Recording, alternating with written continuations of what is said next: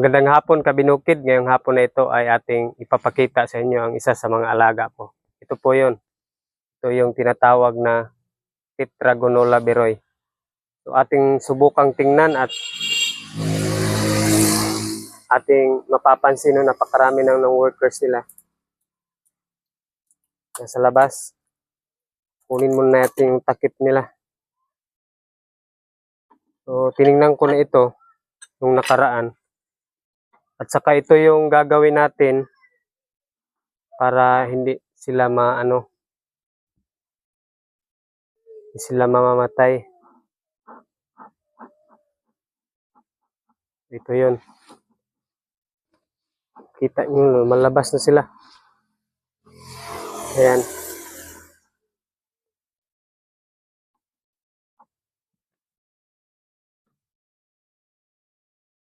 Ayan po. Opya. Bigat na. Parang bigat. Ayan. Ito yung hive tool natin. So, gusto kong ipaalam sa inyo na maganda itong uri ng mga bubuyog. Ayan. So, gusto kong kumuha ng kaunting ng honey.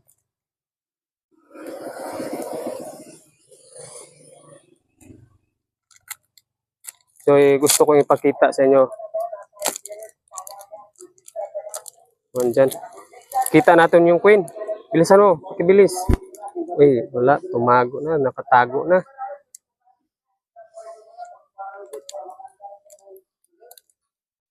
Ayan.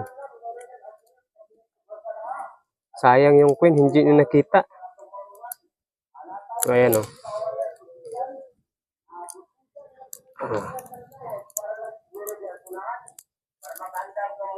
Ayan.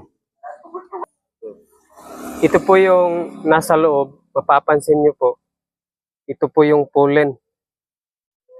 Ito po yun. So, naghugas tayo nung unang linggo pa. Ayan. Ito po yung pollen. Nabibinta din ito at napakamahal din ito. So, ito yung ginagamit natin para i-capsulize ito. So, napakagaling, di ba? So, ito yung honey nila dito na part.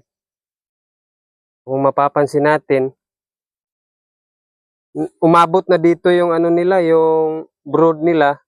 So, kailangan na nating i-split ito. Kailangan na nating hatiin para ito maging dalawa na. So, nung nakaraan, inalis ko ito eh. Napakarami din palang propolis na ginawa nila. So, yun. Nagagams to eh. O yung cameraman, igams mo. Ayan. So, napakaganda. So, napaka-beneficial po sa tao pag meron ka nito. Pag meron ka nito, wala kang talo. Palagi kang panalo. Yun. So, by the way, ito yung ginawa natin. So, ngayon ating papakita sa iyo. Mag-harvest tayo ng kaunti. Siguro. O, kahit kaunti lang. No? Alisin muna natin. Alisin muna natin yung takip. Para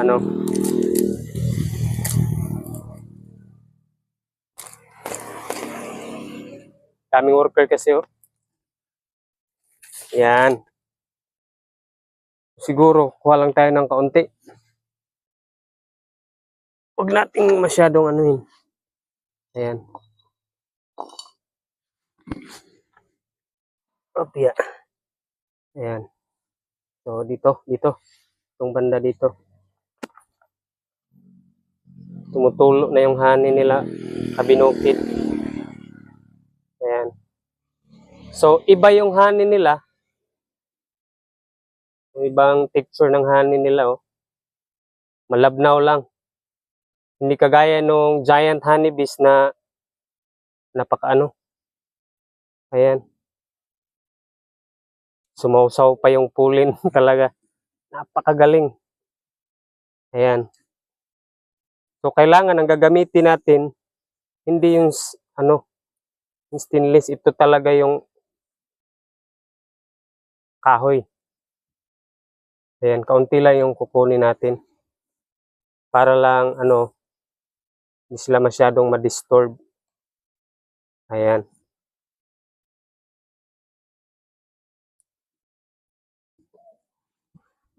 Ayan. Oo, makita niyo, napaka ano ng honey. Napakasarap din ito sa ano, sa tao. Itong ano na ito. Yan. Ayan. So, kaunti lang sinabi ko. Atin ngayon yung oh my. Ayan. Hawak mo baka malaglag itong box na ito. Hawak ko yung ano. Ayan. Ayan. So, kung gusto nyong mag-alaga nito, kailangan nyo lang mag-message para mapag-usapan natin. Ayan. Napakagaling. So, marami pang honey sa loob. Magbigat na nito eh. Mabigat na.